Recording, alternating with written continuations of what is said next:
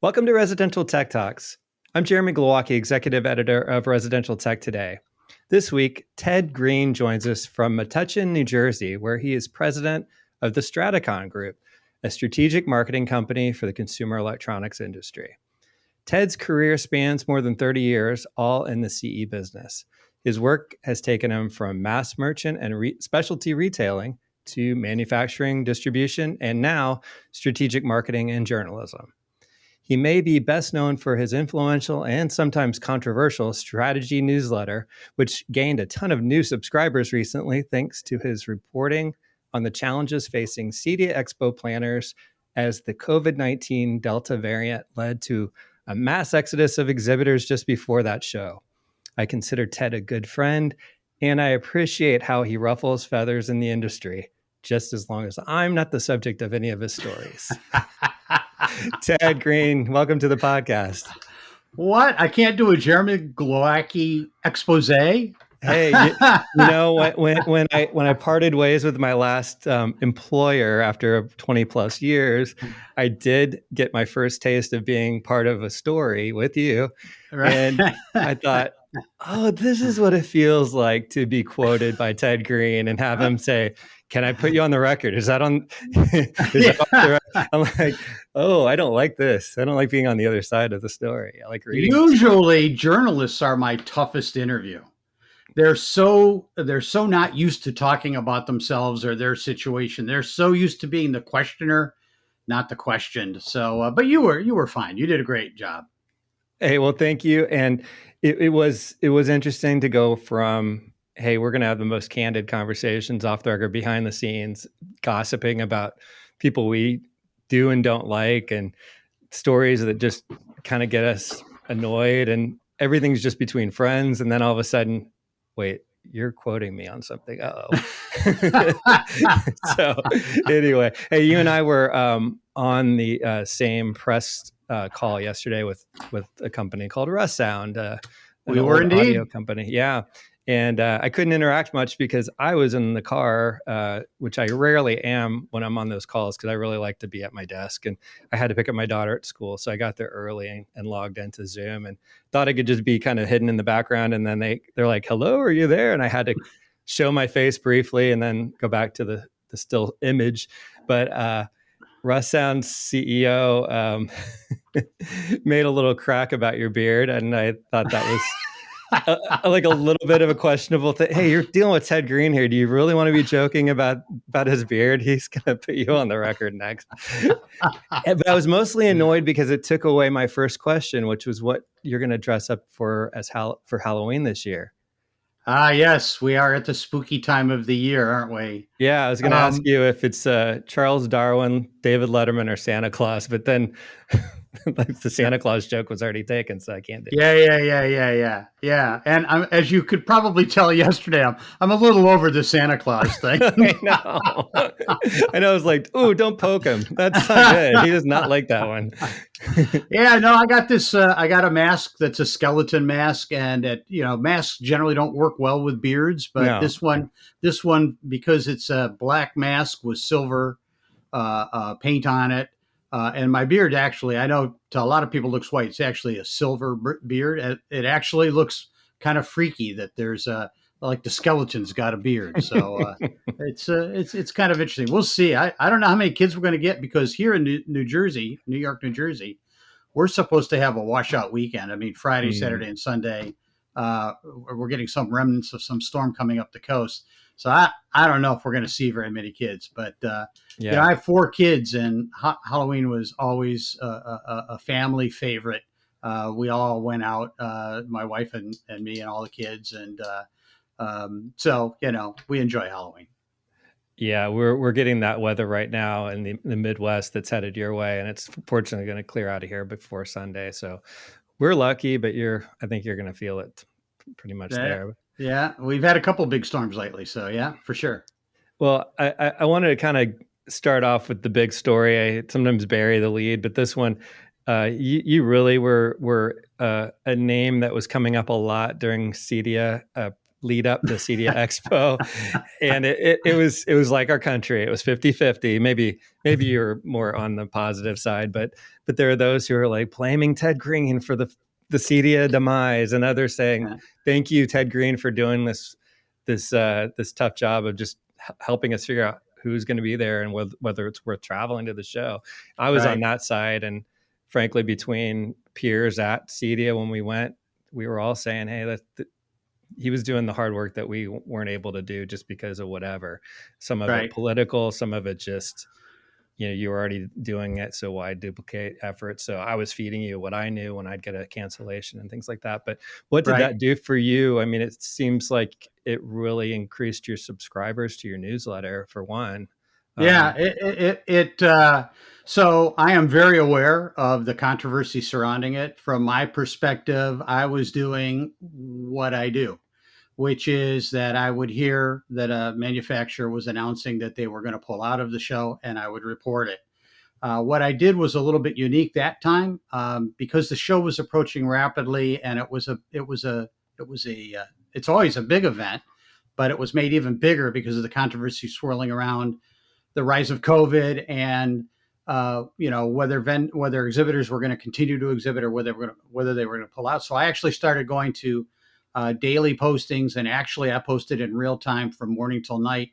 Anytime I'd drop whatever I was doing, and I would change. I had both a listing, and then I also had a map, and I would list them on the list and then indicate with a red X on there the map of the exhibit floor, the booth that was just pulled out.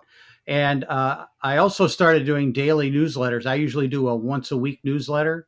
I went to doing daily newsletters because there was quite a bit of thirst for this. And you're right. I mean, it's a very polarized country right now. I was not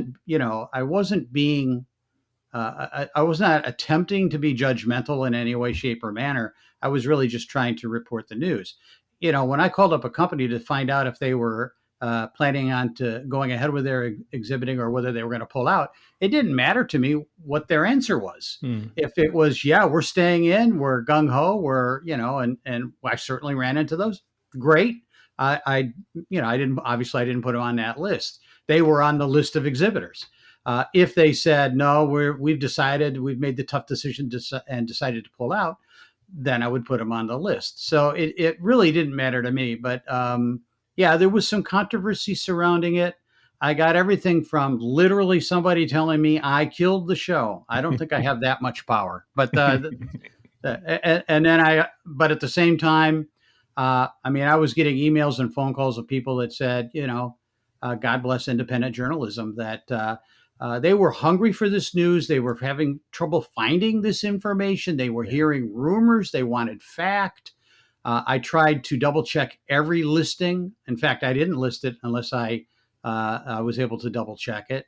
And it got easier as it went on because eventually the exhibitors themselves would contact me and say, I want to let you know that we've decided we're going to pull out.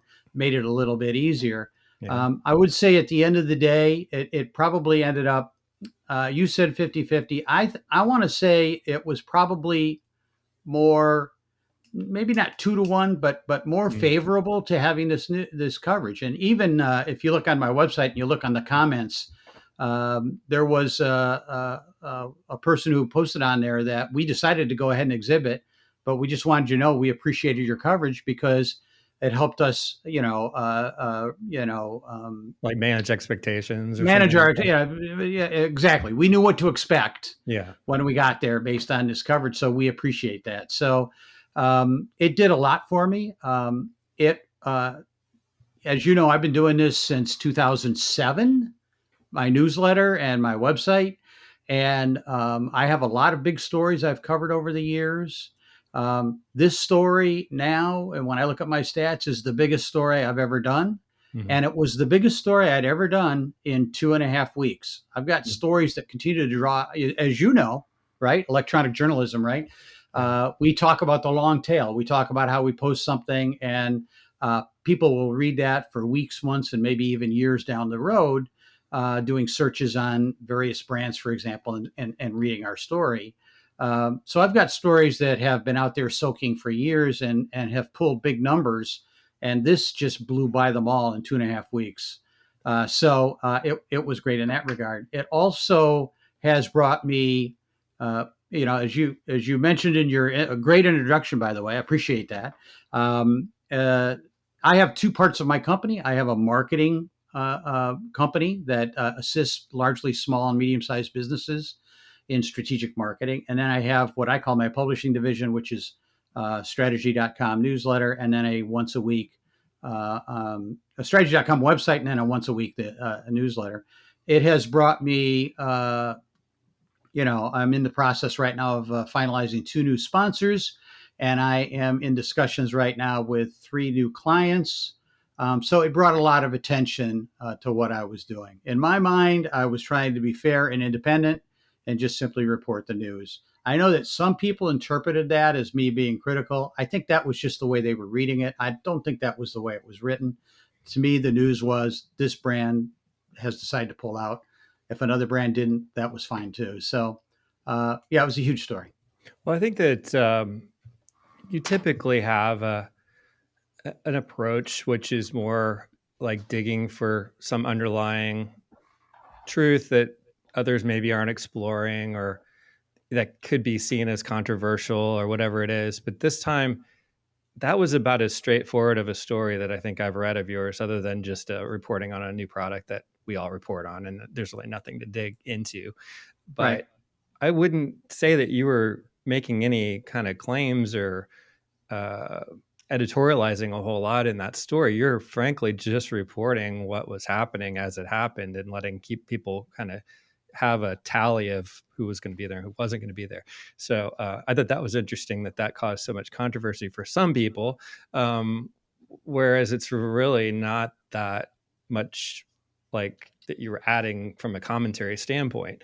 There are other stories that, I mean, you've explored some things with CEDIA. There have been folks who haven't been happy over the years with the association, and you've had to do a little digging there. I know the recent story that you did where you're looking at their tax filing for I'm trying to think of the term. So your nonprofit filing. Right. And just I had to do a double take on them, like 2019. Why are we talking about 2019? Because it takes a while for those forms to be submitted. You get extensions and that sort of thing. So Right. And especially now because of COVID, there was an extra extension. IRS gave everybody extra time because of COVID, because many of the businesses' normal processes had been disrupted. So they were given extra time. But yeah, we're looking today at something that happened 2 years ago. Yeah. So, in that story, I thought it was really interesting to see the CEOs, interim CEOs, both respond and try to help you through what it was that you were confused or concerned about there and their results. And I thought that was nice to see them involved, as opposed to past years when you were given a little bit of they kind of blocked you from all of their correspondence at a certain point, different leaders. Right. So good on them for not ducking your questions. Right. That's something that you just follow, that you see as a way to gain more interest or access to what's going on with the trade association that kind of is at the heart of our industry. A lot of times people are giving you information like, hey, I'm concerned about this. Can you look into it? So it's not like you're just out there digging for fun. You're trying to follow a lead that someone has sent to you. And I think when you create those types of stories or write those types of stories, people see you as that person, whereas that's not really my approach. So most people don't come to me for that type of story. So is that how a lot of it happens, where you get a little extra tip from someone and say, hey, let's look into this? Curious. Yeah. I mean, my style is really informed by my career. And I think, again, and a lot of it you touched on in your introduction, I've had an unusual career where I started in retail. And I started first in a mass merchant retail, then I went to a specialty retail, then I went to a specialty manufacturer, and then I went to a larger scale manufacturer, and then I became the head of a national distributor group. Mm-hmm. And so I call it sort of my circle of life. What's what's interesting is most people tend to specialize. Yeah. So if you're into factory sales, most people, that's their entire career is sales reps or factory direct reps, and that's the more common route.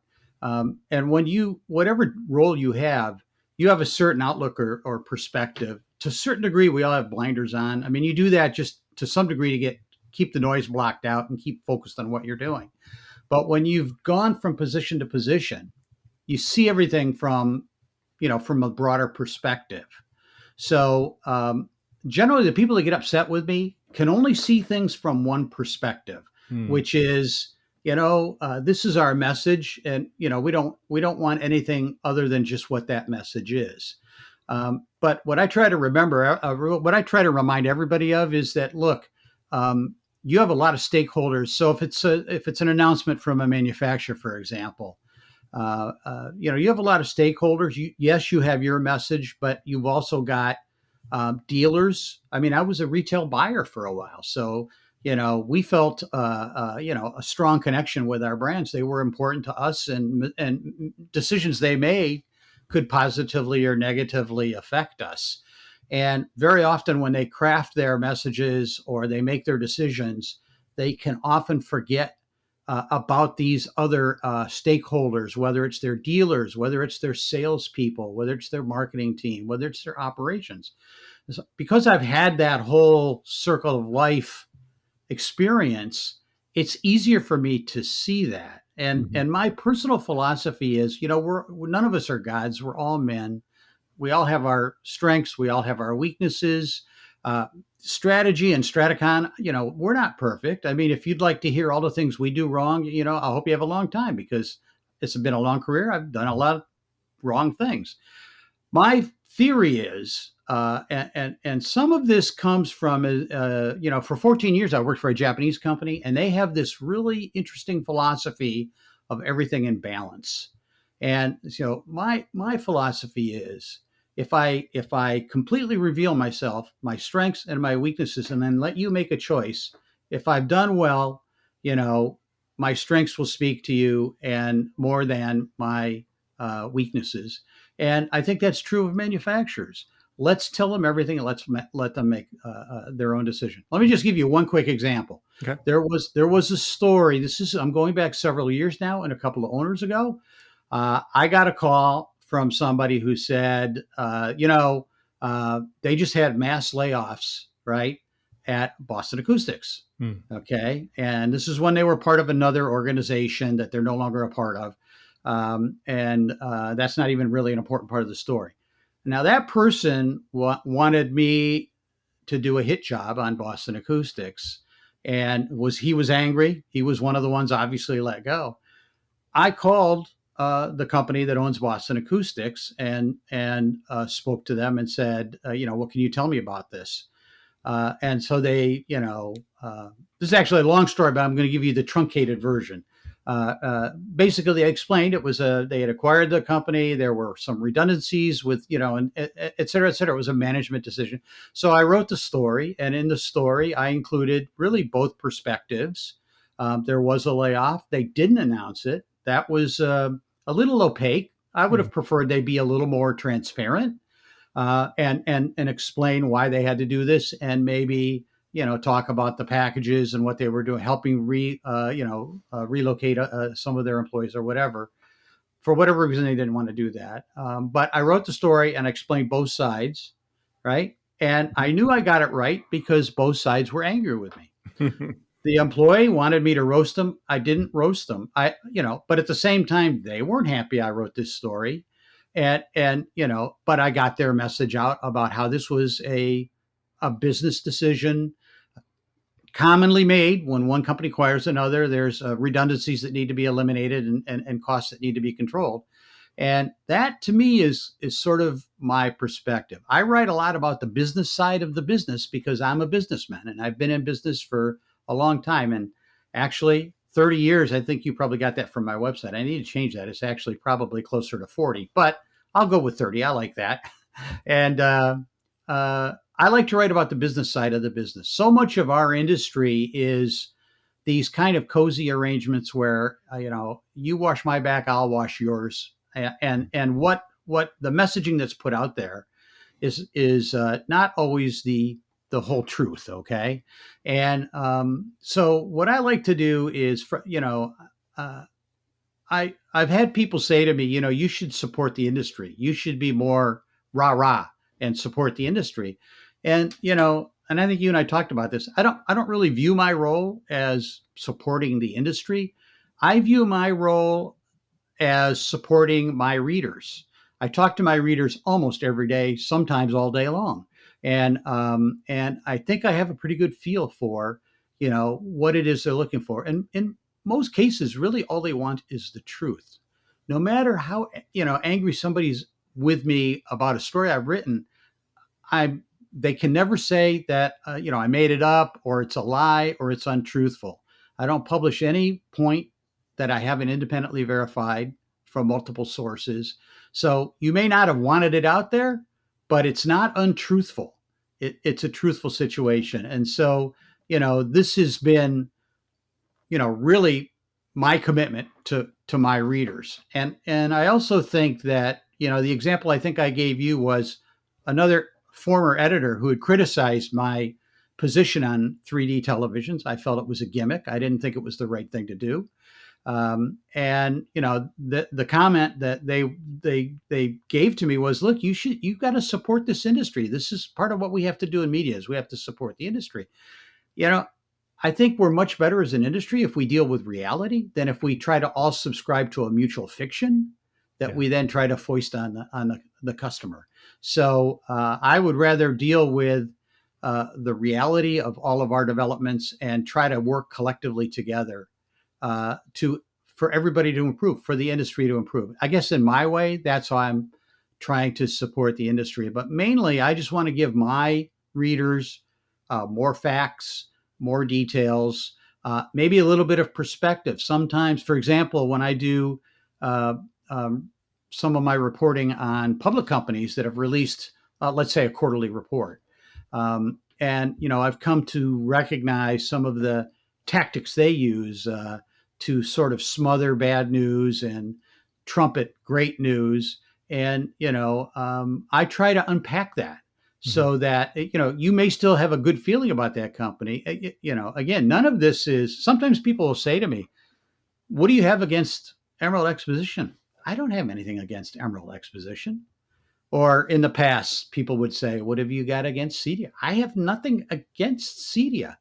I have. I'm a big supporter. I don't have a horse in that race. It's not like there's some other association I want to promote. But I'm a big believer in truth, and I'm a big believer in transparency, and I'm a big supporter of that. And so, I try to bring that to the conversation, and so that's sort of an approach that is informed from my background. Absolutely, that's the approach I've always taken in mine. Ted Green and I will continue our conversation after the break. Do you want superior smart home automation at a great value? Shelly WiFi Relays by Allterco Robotics cover DC to line voltage, allowing you to control lights, outlets, appliances, garage doors, pumps, and much more. There are Shelly sensors and power measurement devices to help you measure temperature, humidity, lux, or motion, and electrical consumption from single wire to 3-phase with neutral. You can use Shelly with a licensed driver for Control 4, Elon, or other premium systems, as well as your customer's existing hub, voice assistant, or any platform that accepts REST, MQTT, or CoAP. Shelly can make IoT very easy. Available now at Blackwire, City Electric Supply, and Worthington, or at shellyusa.com. Welcome back. I'm Jeremy Glowacki, and I'm talking with Ted Green, president of the Stratacon Group. Ted, you were kind of talking about the circle of life of your career, and one of the things, the first time I remember, I think, meeting you was when you were executive director of the Advantage Group, which was a distribution group. But then, really, we worked a lot more together directly when you were representing DPL Labs, Jeff Boccaccio. I think we kind of had a lot of interaction at that point. Right. That was one of those times when I was like, wait, what is this guy doing? He's kind of a reporter like me, but then I'm talking to him like he's a publicist for this other guy. So you do have that kind of varied career and even role within the industry to this day. So it's been interesting to see how you become kind of a hybrid person in the business. So I think a lot of our traditional roles are changing, and a lot of that is coming from changes in technology. For example, when I was the vice president of sales and marketing at Onkyo, the most common method that we would communicate with our dealers is, let's say we had a dealer special or whatever, our new model was going to launch. We would write up a notice about it. We would fax it to our sales reps. They would fax it to all their dealers, and then their orders would get mailed into us. Okay, this was the most efficient way to communicate with our dealers on matters of that nature. Now it's all instantaneous. It's emails, e-blasts. They turn it around instantaneously. This is all how technology has increased efficiencies, but also changed processes and procedures. I think this has been one of the factors that's affected trade shows. It used to be you had to go to a trade show to see the new line. All right. But now manufacturers are presenting their new products almost on a continuous basis with Zoom meetings or, conference calls with their dealers all the time. So it tends to change the dynamics, if you will. I think that there is a chance that we wouldn't need any of that in-person sort of meeting at all if it weren't for personality types. That's my theory, is like certain people just have to be around other people. Right. I would be just fine with doing most of my work stuff remotely, digitally, virtually. Of course, I want to have one-on-one friendships and things like that. Sure. But people just have to get out and be around people at these events. And I find them exhausting. You get a lot out of them, but you can also just get drained by them. The Infocom show is going on right now, and I was just so happy to see other people there and not have to be there myself. So, so what is it that when you're just focused on the Stratacon group and the strategic marketing part of what you do? Let's say you sign a new client, and I'm assuming you'd work with manufacturers mostly these days, or does it vary in different roles in the industry? Yeah, it varies quite a bit. Predominantly, I guess if you looked at the totality of all the clients I've had over the years, and I started the Stratacon group back in 1999, so I've had lots of clients over the years. Mostly, I would say manufacturers, but I've also done distributors, and I've done a couple of integrators. And so I've worked in different roles over the years. And what do you do with them? What does strategic marketing involve? It's a great question. And the answer is because I focus on small to medium-sized businesses, and because we're in the technology industry, I basically interview them to determine what are their most critical needs for marketing. Most of the people in our industry really don't have a marketing background. They usually have a technology background. They're either engineers or they're technology enthusiasts.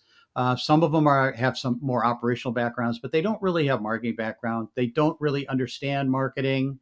And so what I try to do is I try to interview them. And as I put it, Stratacon is a programmable organization. So, we have connections to either directly or through partnerships, provide any form of, whether it's social media or whether it's traditional print advertising or whether it's online digital media, whatever they need.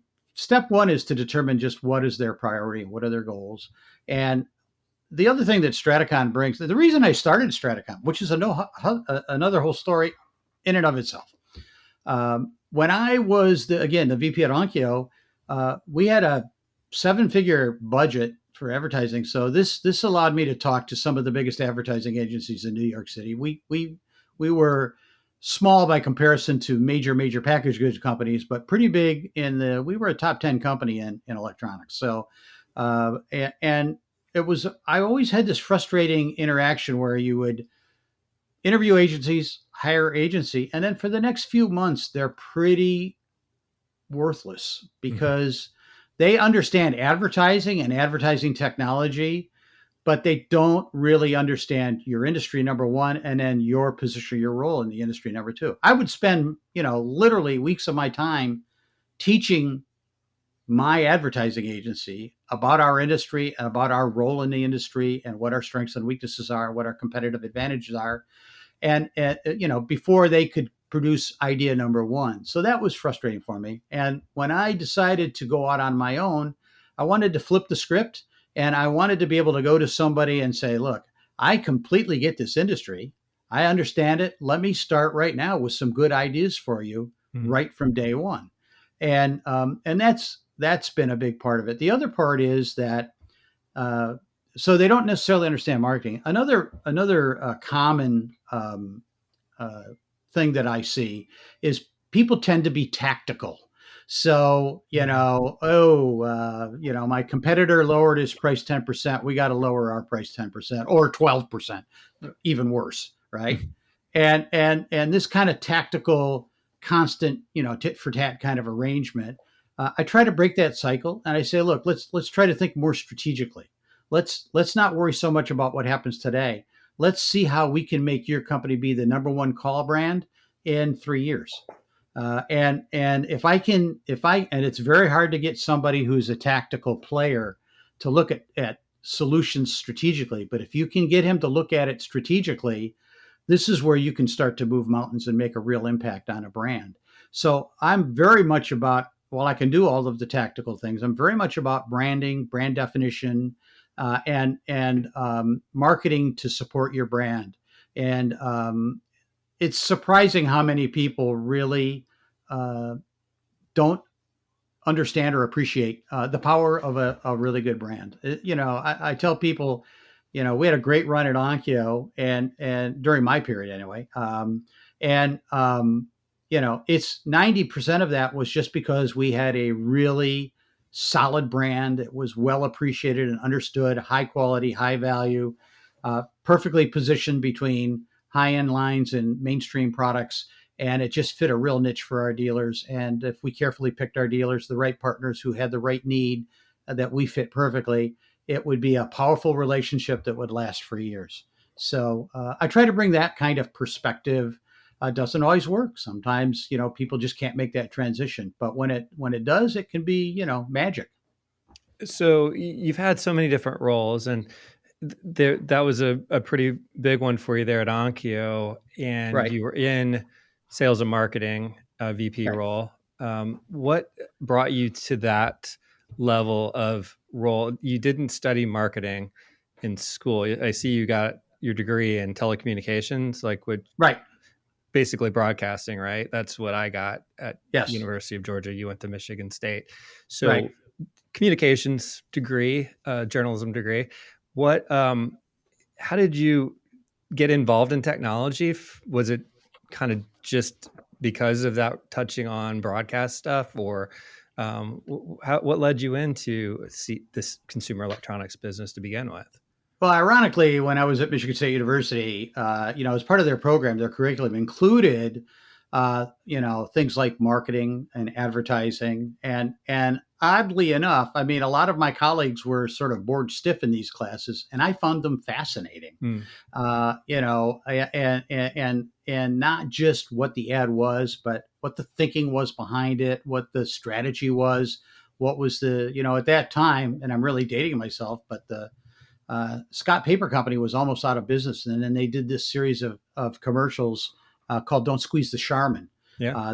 For Charmin toilet paper. And it just completely turned, I hated those ads, but, they worked, because when you were staring at at an aisle in a grocery store of about, 20 different brands of toilet paper, none of them stuck out in your brain except for Charmin because of those commercials. Mm-hmm. So I love that kind of stuff. And, after college, I was a professional musician for a few years. I love music too. And I studied electronics in high school. So our industry for somebody like me was the perfect solution, right? My love of electronics, my love of music, and then I'd gotten training for general business and also marketing, and I love that too. I love the business side of that too. So after I left, after I got tired of being on the road, a lot of stories there too. Sure. That could be a podcast unto itself. But after I left being on the road, I'd met my girlfriend, who is now my wife, and had to get a job. So I got a job working selling stereos for a mass merchant, and I suddenly realized this was my element. So long story short, then when I left there, I went to a specialty AV specialist, audio specialist at that time, and they had even better gear, and I realized how much I loved that. And then it was just my love of the industry, and then I advanced from there to a specialty manufacturer in sales. Okay, I'd been in retail sales, so I was in, and that was an education too. It's part of that whole circle of life thing, right? When you're a dealer, you hang out with other dealers, and you all talk, and you talk about how you don't understand manufacturers, all the dumb things they do, and the reps are a waste of your time, and they make all this money at your expense, and blah blah blah blah. Well, then you become a manufacturer, and you hang out with all your manufacturer buddies.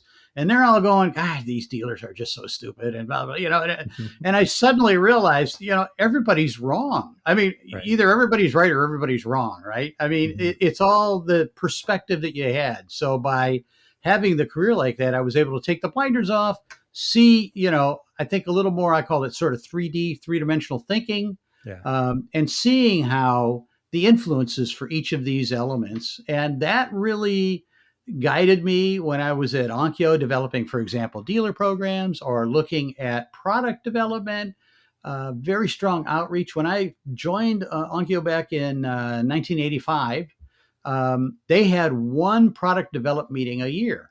When I left, I had that completely turned around. We had an embedded product development person in our, each of the major locations. So in Germany and in Japan, obviously, and in the US, and we were having weekly meetings, all designed to try to stay closer to the market, understand the customer, develop products that, really meet their needs and really light their fire. And so when I joined Onkyo, AdCom, I grew up in Michigan. AdCom was in East Brunswick, New Jersey back then. They hired me, moved me to New Jersey, and then they made me their West Coast regional. Okay, so makes sense. Yeah, makes total sense, doesn't it? Yeah. So you learn how to adapt and adopt, and obviously a lot of road trips and a lot of long hours. When everybody was going home at 5 o'clock, my day was really just in the heart of its day. Then I went to Onkyo, and they brought me in as Eastern Regional. And I just, got advanced there, did a, pretty good job there. And then I got advanced to national sales manager there, then vice president of sales, then vice president of sales and marketing. Then I was put on the board of directors for Onkyo US. And then I was put on an advisory board for Onkyo Japan. And I just ate all this up. This was just great. I learned so much, and it just, broadened my mind. And that's, that's just what I love. Well, you and I have known each other for a long time now, and I never put it together at how diverse your career has been and how that has informed who you are. And I don't know if I know anyone who's had as diverse of a career in the CE business. There are lots of incestuous types of scenarios where people don't leave. They just keep finding new places to go in this industry. But usually, like you said, it's within a category, like a manufacturer role or rep role or dealer role. Right. Yeah. But to have it be so many different layers and add the journalism into that, it's a pretty unique perspective. And I get why you have the angle that you take on things now a lot better. So I appreciate that insight. Yeah. I mean, that as you can see, that informs my writing on strategy. Yeah. Because of that perspective, that holistic perspective. So, yeah. Well, Ted, thanks for the extra insight and for taking the time out to chat today. Hey, my pleasure. Thanks for having me. This is so much fun. We could go on for hours if we really wanted to. We really could. We really could. We'll do the rock and roll career, the music career later. We'll do that. Oh boy, yeah. Some of those stories probably aren't for public maybe not consumption. Maybe not recorded. Yes. Exactly. Well, thanks again. And Ted Green is president of the Stratacon group, and you can subscribe to the strategy newsletter at strategy.com, and that's got a hyphen in the middle after the strata part. So strata-gee.com. That wraps up today's show. If you're new to Residential Tech Talks, please subscribe to the weekly podcast and consider rating and reviewing us on your favorite platform. Also, check out all the latest residential tech news at the magazine's website, restechtoday.com, where you can also subscribe to the bi-monthly print and digital magazine and to our Tuesday and Friday email newsletters. Until next time, please stay safe, stay inspired, and let us know if you have a great story to tell. Residential Tech Talk, lighting specialist to Residential Tech Talk. Home automation, smart device, home or smart house.